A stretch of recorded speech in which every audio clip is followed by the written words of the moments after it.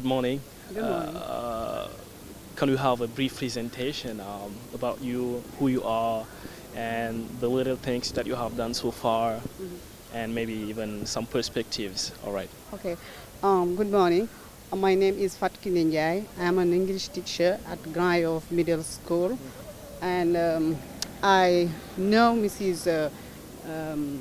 Safiétou through some courses, online courses um, they offer to teachers. Okay, and in this way, uh, the the RELO asked me to write a proposal to participate in the convention at TESOL in the USA, and this is how uh, we have I have I have known Mrs.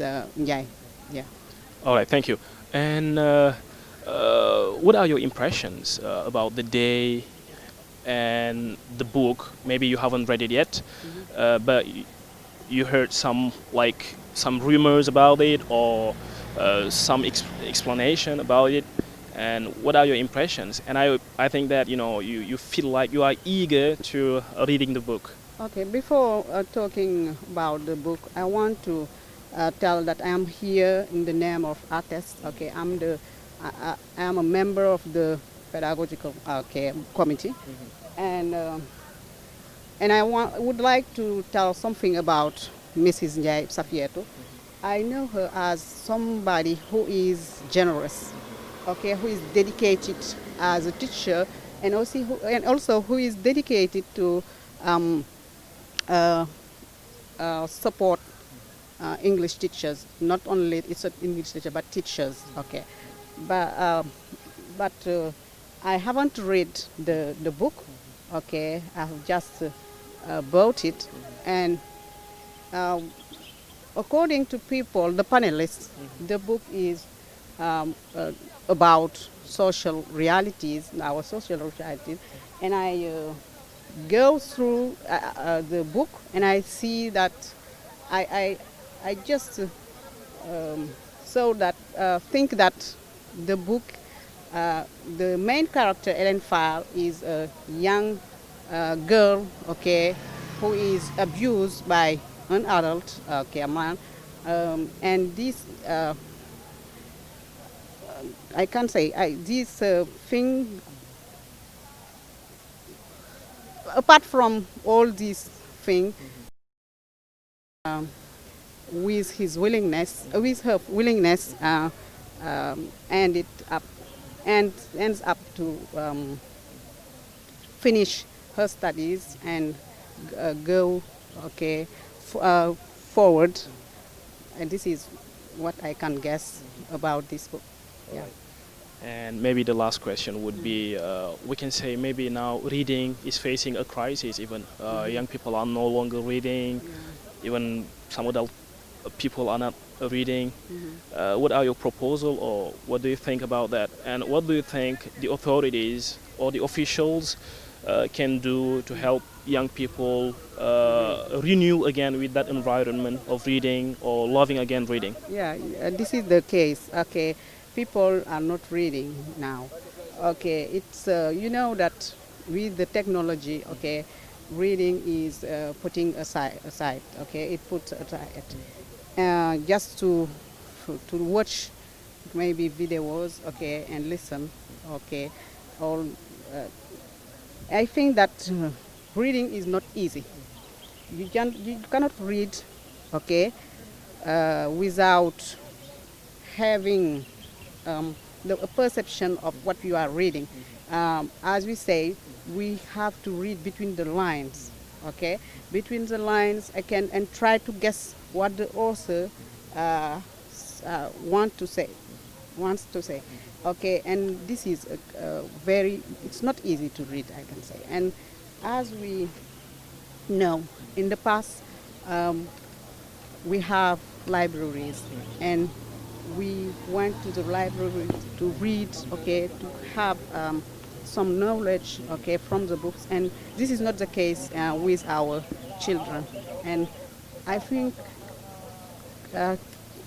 coming, taking coming students or our children to go through books by asking some question, not but asking questions about the book, what is inside, uh, and try to ask them to reflect, okay, on what the the authors wrote. It's very important, and the teachers have to show students how to read, because reading is not easy, as I said. All right, thank you. Good morning, sir. Good morning. Um, uh, can you introduce yourself, maybe just in some words, what you have done so far, what you are doing right now? Yeah, I'm Mansour Diagne, currently teaching at Lycée Sergent Lamine Camara, known as Limodak as well. I started teaching in 1996. My first place was where I taught was the housing in the region of Farik. And then I left there after 7 years of teaching, and then came to Dakar. And I've been here for more than 10 years, teaching English to the kids of my country. All right, like people like me who are not in the system, who are not teachers, we just hear about access program, and seemingly, or it is rumored that it's a very important one. It is. Yeah, and can you just tell us about access program, the if you want the virtues and how it is helping students, the perspectives, etc. Yeah, access program is an excellent one. I'm not saying that because I'm teacher of access. I'm just saying that because of the possibilities the adolescents of our country who are in quatrième and troisième can have in terms of being exposed to the English language. It's a training that lasts 2 years, and they have special books ordered from abroad, very rich content, and they teach communicatively in a very integrated way all the 4 skills in English. And we hope, and we are seeing the results, that all those who have the opportunity to benefit from those courses are now completely fluent in English in the 4 skills. And most of the time we are honored when we go to when we have echoes of the results they have in BFEM examinations. All the teachers who are interviewing our students in the oral part of the BFEM, they all congratulate the students on the great job that we have been doing for them.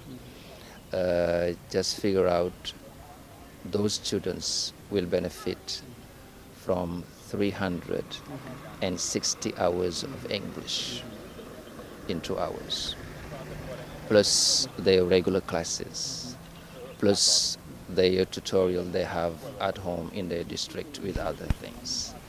Then easily you can imagine how good they can be at English. Those who have the opportunity to teach the access program are great teachers, among the best in the school system in Senegal.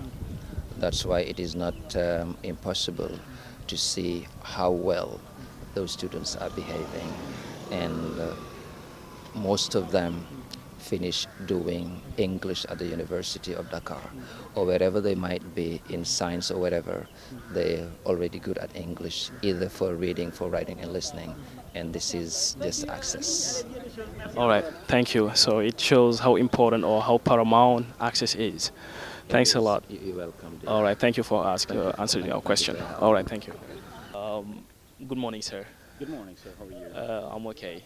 Hope you're doing good too. Well, can we have a brief presentation of you, who you are, what you are doing, maybe what you have done also so far, in just some words? Well, my name is ndiaye, current managing director of the Dakar English Language Center, one of the providers of the Access program. I've been teaching English for 15 years now, and well, I've been at DELC also for 11 years, and in 2009 I was appointed director. And we work closely with the U.S. Embassy Department of State in the framework of the Access program. That is a program that gives the opportunity to students from underprivileged areas to have access to the English language and have classes apart from the regular classes that they receive in their different schools. All right. Thank you. Well, maybe I would also ask, seeing that you are in the core, or if you want, you are among the officials managing Access program. How do you see the partnership with those who brought the program here? I mean, maybe the United States, if I'm not mistaken, and the Senegalese authorities. Well, the Access program has been in Senegal for 15 years. And it's a program that we value a lot in the sense that it helps the educational system of Senegal to broaden to other perspectives and other spectrums. We help, as I said earlier, students from underprivileged areas to benefit not only from the English language, but also from skills that are related to leadership, okay, awareness raising related to environmental issues, and mainly concentrating on how they should learn other subjects. That's why, okay, it impacts very positively their result in the BFM exam, because if we say that the average success rate for the BFM exam is around 60% in Senegal, in the Access it's around 98 or 99%. Sure. Yeah, really, it's a great program, and it helps a lot of students that are alumni right now, not only to know English, because right now, as you know, in many, even I would say French-speaking countries, where you have French, I would say companies, those companies are urging their workers to know English, which is very important, and it helps them, it helps our learners to master the English language before they get to that point. Thank you. And maybe we would just like talk about the book. Yes. Because you were here, you were around. What are your impressions? Hope you read the book, or if you haven't read it yet, you eager to reading it. I actually started reading the book because I didn't have much time. You know, with the timetable and the schedule of a managing director, it's not that flexible, it's not that easy. But when I came here and I listened to the panelists talk about the book, describe the book, really now at this point I'm really eager to continue read the book, because I know that I can learn a lot of things inside the book, and it can really be of great help, for sure. All right, thank you. My pleasure. Thanks a lot. Okay. Good morning, sir.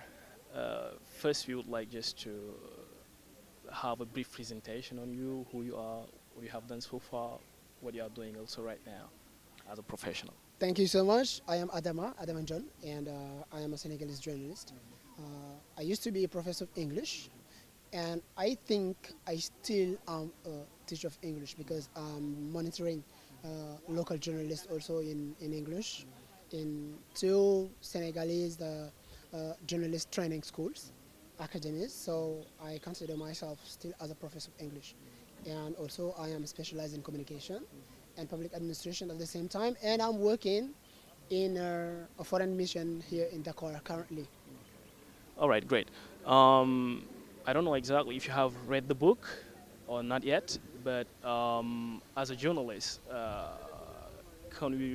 what can you tell us about the book? Maybe you have got some rumors about it, but as a journalist, not just as a teacher, but as a journalist, how do you see the book, or what do you think about it? Yes, regarding this question, you know, within the room, someone was speaking about the book, saying that it has to be translated in English. Les épines de la vie, if you wanted to translate it into English, it's going to be Thorns of Life, right?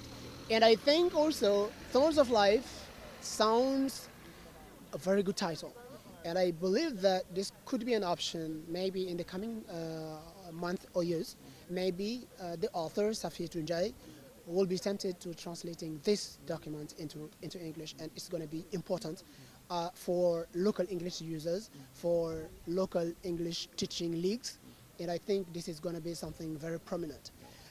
Speaking about the document itself, the novel, I haven't read yet it, or I haven't yet read it, but I have come across summaries and everything which goes with it because I am in charge of the communication regarding this dedication ceremony. So I discussed much with local journalists regarding press releases, regarding communication releases, with the summary of this document. So I do believe that it's a very interesting document in which you can have a Good morning, Mrs. Ndiaye. Good morning. Thank you for answering our questions. First, would you present yourself, or in some words, what you have done so far, what you are doing, or your plans in the future? So my name is Safiétou. I am a teacher of English by profession. I taught English in many schools and business schools in Senegal.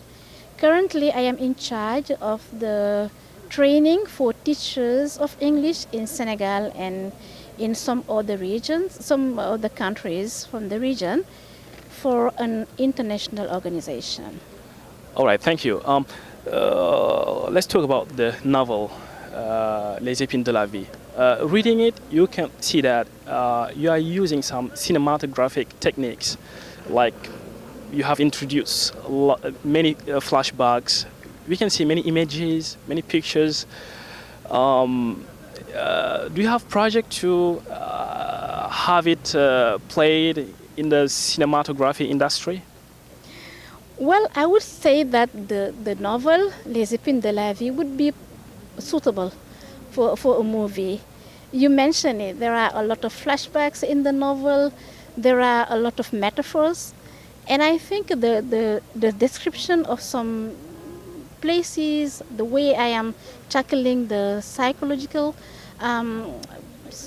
aspect of some characters are reasons why I can say that it's perfectly suitable for a movie. All right, but we have many literature genres, like novels are around, theater, drama, essays, poetry. Why did you choose the novel genre? Why? What motivated your choice? Well, I would say that I had so much to say, so much to share, that I guess the novel was kind of obvious for me. I mean, the genre.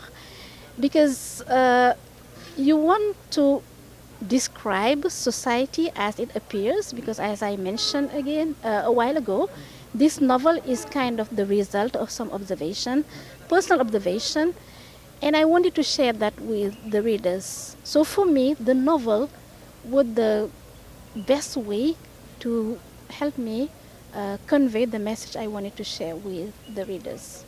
All right, we have seen a lot of enthusiasm around the book, so it shows that, or it is obvious, you're glad over that, you're happy with that. In the pipelines, do you have a project or a book coming soon, a next novel? Right now, what are the perspectives or your wishes in the future? Well, for the time being, I think we can allow or give Les épines de la vie some time to allow it to find its way in the world of literature in Senegal and maybe around the world. But as you know, the more you get, the more you want. And this applies to many fields of life. I think the ideas are here already. The will is here already for starting another book. I just have to wish that the inspiration will be around so that I can produce or write another book. And maybe the last question would be, on a scale of 10, which mark do you attribute to your book? I don't think I can assess my book, so I will leave that to the readers. All right, thank you. Thanks a lot. Thank you. Good morning, sir. Good morning. First, I would like to have a brief presentation about you, some words describing you or your profession. Well, my profession is really insignificant and irrelevant in this event here today. But anyway, I'm Macham Cham, teacher trainer, retired, still active. So it's with pleasure that I came to attend this ceremony for dedication of Safiétou's book, Les épines de la vie. Yes. It's a great novel.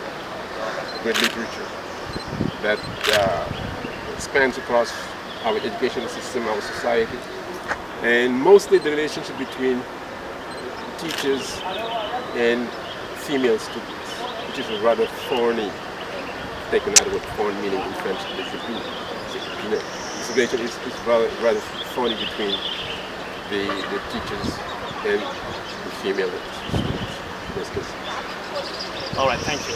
And it was a question even I wanted to ask your impressions about the book, but you anticipated the answer. I just would like also, being in the system for some years now, we can maybe use the word even crisis to say that people or young people are no longer reading. And what are the proposals, or what do you think about that? Yeah, it's pretty sad. I mean, that we came to the realization that people are not reading anymore. But we have to come to the realization as well and accept that we are living in a new age of technological, of digital technology, where people do not read hard copies, but you can read digital literacy, which is what I mean. For example, when you go to YouTube, for example, you see a lot of things that you listen to, but at the same time you're reading it, so to speak. You have what we call digital books that are read, but at the same time seen on the screen. So we have to be able to manage those mutations, those changes, because we cannot require our new generation, the Y generation, to behave the way that we used to be in the 1960s. That's absolutely unfair, understand? So we have to strike a balance between reading meaning making sense of a written text, be it on a screen or be it on a hard copy. Thank you. And maybe my last question would be, maybe it's even obvious that you want this book to be translated in English. Absolutely. Not even, but even put on stage. I mean, put on the screen, because it talks about us. It's us. When I read the book, I saw myself as a young beginning teacher in front of these young, little provocative and young ladies. People have to be strong enough to resist the temptation of consorting with those students. Albeit sometimes it's the students themselves who are in the act of provoking their teachers. If you take the case here, for example, Ellen Fall, the major character in this book, it's Ellen who makes the first step towards Pati Diop, her teacher. Of course, the teacher was a philander. You understand a philander? A womanizer, see? And also, it's another way of castigating our educational system at the institutional level, because the Ministry of Education should be more observing regarding those cases of it's not rape, but psychological rape that a lot of our young female students are subjected to. So it's a responsibility that we have to come to terms with, right? Because they are vulnerable. And since they are in front of adults should have the responsibility to restrain themselves. I know we are all human beings. I'm human. I'm no angel. I hate angels. but I have to understand and accept the fact that I'm in a position of responsibility that makes me that it's incumbent upon me to master my instincts, my feelings, and be not just be a responsible person. Yeah. All right. Thanks a lot.